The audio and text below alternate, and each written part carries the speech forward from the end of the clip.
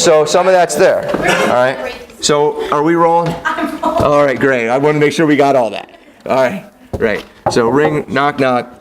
Hello? No. Hey, how you doing? Great. You guys ready to get your home sold today? Yes. Excellent. Sign here. But that's what we do. At the door, that's the first thing that comes out of my mouth. You know, when they answer the door, you know, hey, I'm Warren. Are you guys ready to get your home sold today? If they say, well, Warren, I was expecting Tony, I would say, well, Tony's my business partner. And then I just walk right in. You know, I'm Tony's business partner. Right? I don't apologize. I don't do anything like that. It doesn't matter. Okay, they're here to get the information, and you know, we market ourselves as a team, so that doesn't come up a lot, but my name is on most of the stuff, so you may get that from time to time where somebody thinks they're going to be meeting with me, and it's just, I'm Warren's business partner. Right? Look, you don't look like Warren. No, I'm Warren's business partner. Okay, so I walk into the house, and I'm headed for a table. Okay, in a nice house, they would have a dining room, they would have a kitchen that's clean. In a lot of the homes that we deal with, it might not be that clean, but what you're looking for is you're looking for a table. Okay, so it's got to be a dining room table or a kitchen table or at worst a countertop. What's not okay is the living room couch, anything where you're going to be far apart from them, because this is a professional meeting. Okay, so I'm going to lead them in, I'm going to walk into the house, and I'm going to ask them, obviously it's their home, but I'm going to say, hey, is it okay if we set up over there on the dining room table? Oh, okay. And you know, they'll clear it off if it's got a mess on it, and they'll clear it off or anything like that and apologize. That's fine. But what can't happen is I can't be in a position where I take a sofa or anything like that. Okay, so typically, let's say, you know, I'm going to be here and this is the dining room table. All right, if there's multiple people, the two people have to be together. Okay, this isn't a tennis match. I can't be in the middle and the husband's over here and the wife's over there. I'm not going to be able to divide my attention properly. So it's very important that they're together. And remember that you're not going to have that big screen, so I need them to be able to see the laptop. Now my laptop has the button here, so I would prefer that I'm on this side of the laptop. You should know your own technology, because I want to be touching the button here so that I'm not putting my arm across the screen. You understand?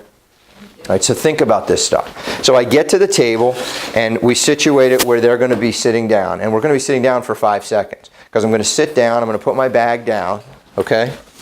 And I'm going to say, you know, okay, I think this is going to work. And I'll take out my laptop from my bag. That's the only thing I take out. All right, everything else is going to stay inside the bag. Okay, so I take out just the laptop, and you know, in this case I have the mouse. And then I say, would it be okay if we took a look around the house? Could you guys give me the grand tour?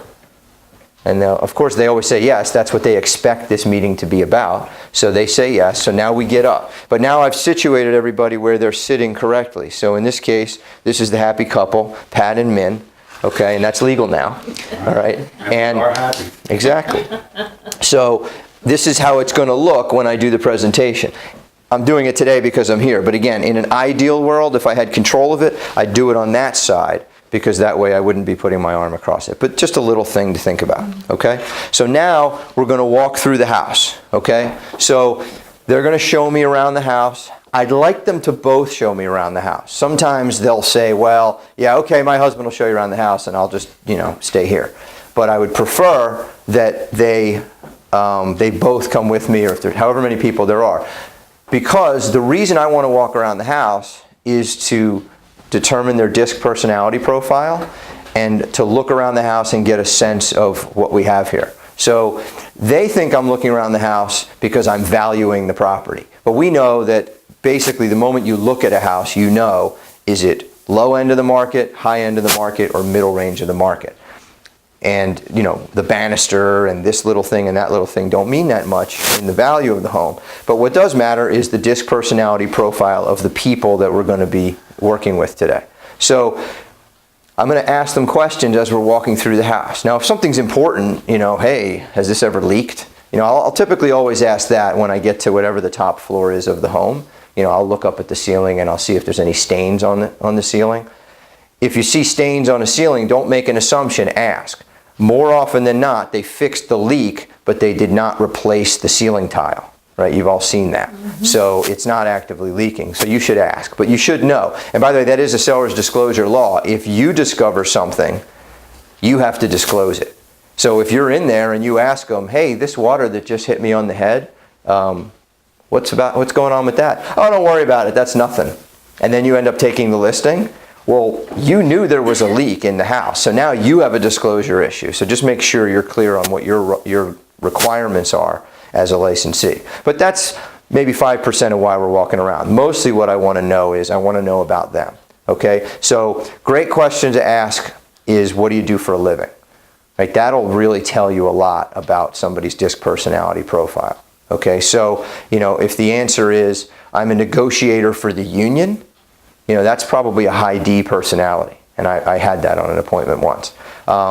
Anything to do with nurturing, like teachers, nurses, typically that's a high S personality. High C would typically be an accountant or any sort of detail-oriented work. High I would be any sort of sales, anything that has to do with a lot of presentations. So that just kind of gives you an idea. Most people are S's and C's. About 60% of the public are S's and C's. So assume people are probably SC until you hear things otherwise. Other things you'd be looking for when you're walking around the house. You would be looking for how is the house kept? Okay, so if everything is absolutely neat and lined up and you walk into the office and all the pens are lined up, again, probably more towards the high C, high S personality, right? Very detail-oriented person. If every picture on the wall is the seller and a celebrity, probably a high I personality. Awards, plaques, trophies, these are all things that indicate typically a high I personality. Okay? If everything's teddy bears everywhere in family pictures, that's probably a high S personality. All right, so all these things are indications for us of what we've got here, who we're dealing with, and how best we can relate to them on the appointment. Okay, so we're going to get back downstairs.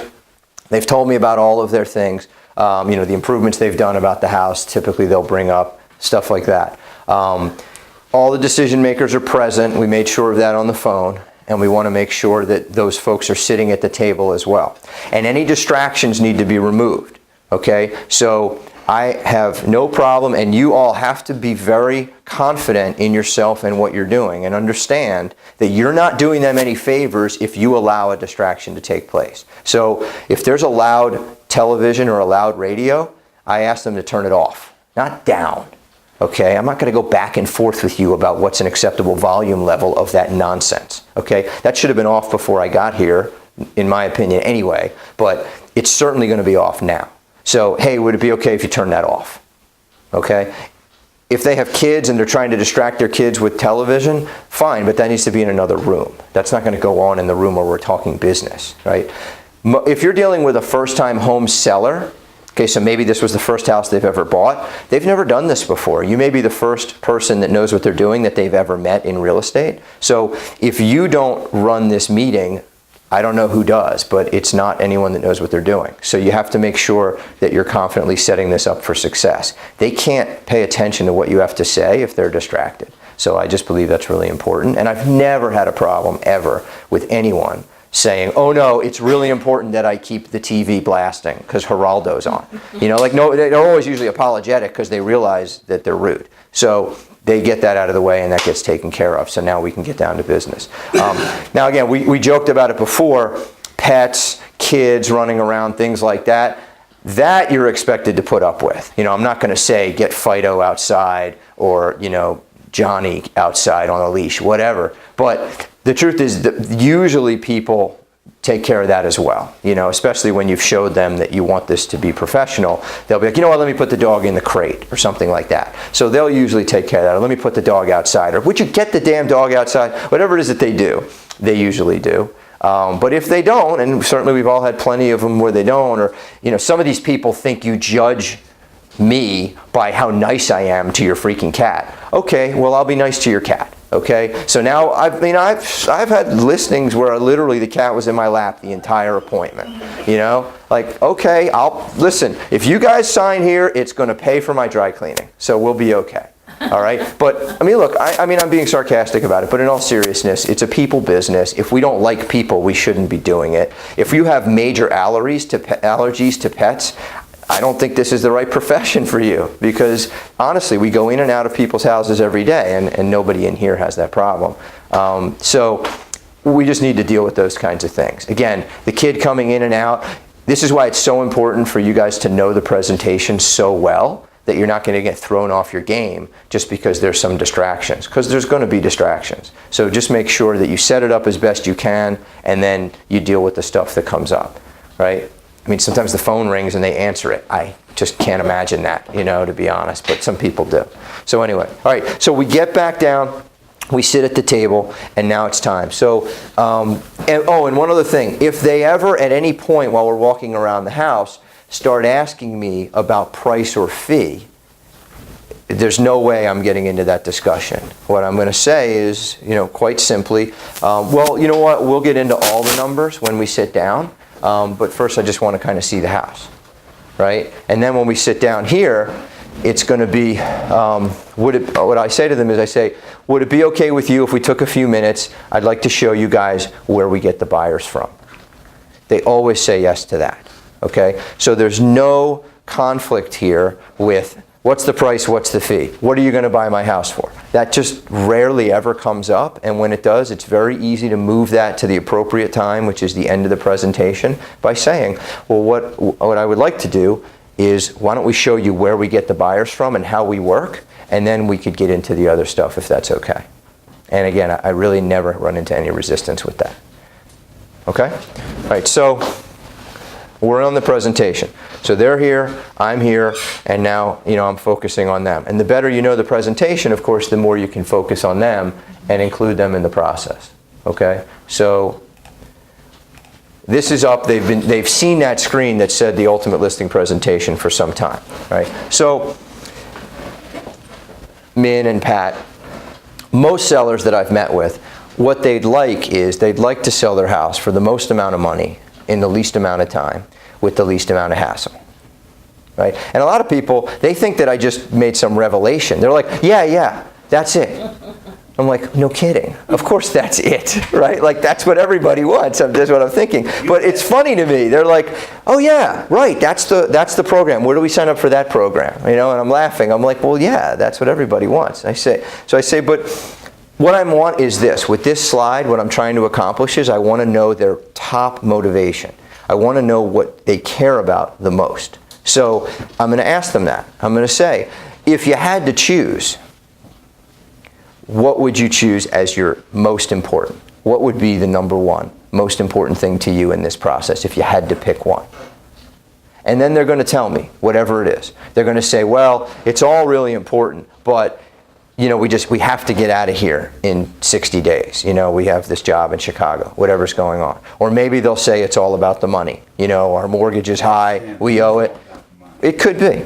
It could be. Or it could be about hassle. You know, look, we're doing this for my mom. She's 91 years old. We can't have her up and down, in and out of the house for showings every other day. You know, I told you on the phone, we can only do showings maybe once in a while. We really don't even want a realtor. Whatever their story is, they're saying it. So what's important is that you guys are hearing what's most important to them. And guess what? The rest of this presentation, it's all about that. So whatever they said was most important is what I'm going to focus all of my discussions about. So in this example that we're doing today, I'm going to say that it's time. So let's say they said that time is what's most important to them. They really need to get out of here quickly. Okay? So now I can focus the presentation just talking about time.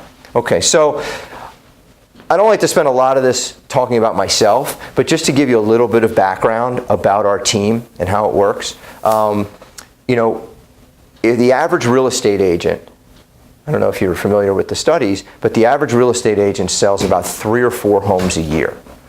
Okay? So when we first got started, kind of looked around the industry. Obviously, we didn't want to be like everybody else in the business. And we found this guy in Toronto, Canada. His name is Craig Proctor. That's a picture of him in the corner. And his team sells between 500 and 600 homes a year. And they always go, wow. But if I hadn't told them that the average agent sells 3, you know what they would have said? Oh, because they would have thought everybody sells 500 homes a year.